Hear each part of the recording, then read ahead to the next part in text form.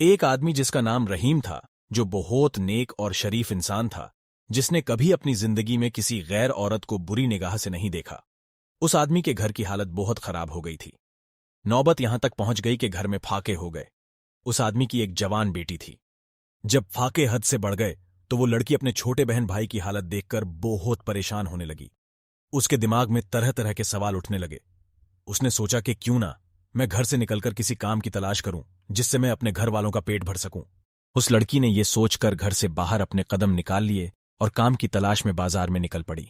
कभी किसी के घर में काम मांगने गई तो कभी किसी की दुकान में, मगर किसी ने उसे काम नहीं दिया।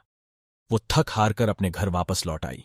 कई दिन तक रोज वो ऐसे ही काम की तलाश में घर से बाहर जाती और शाम को थक हार के घर लौट आती। जब कहीं भी उसे कोई काम नहीं मिला तो वो लड़की गलत कदम उठाने पर मजबूर हो गई। दिल में इरादा करके घर से निकली कि आज मैं अपना शरीर बेचूंगी और कुछ खाना खरीदूंगी। वो लड़की घर से बाजार जा पहुंची जिस्म बेचने लेडी, लेकिन किसी ने भी उस पर ध्यान नहीं दिया। ध्यान तो दूर, किसी ने उसकी ओर निगाह तक उठाकर नहीं देखा। लोग आते और उसकी ओर नजर उठाए बिना निकल जाते। इसी तरह खड़े खड़े लड़की को शाम हो गई। वो परेशान होकर घर की ओर कदम बढ़ाने लग गई। जब घर पहुंची तो अपने वालिद को परेशानी में देखा। दरवाजे पर बाप ने बेटी को देखा और पूछा, बेटी कहाँ गई थी?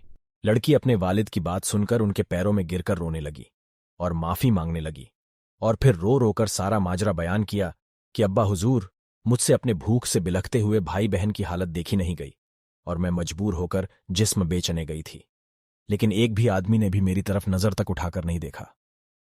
पूरी बात सुनने के बाद बाप ने अपनी बेटी से कहा कि बेटा, तुम्हारे बाबा ने आज तक कभी किसी गैर औरत को आंख उठाकर नहीं देखा, तो यह कैसे हो सकता था कि कोई तुम्हें नजर उठाकर देखता?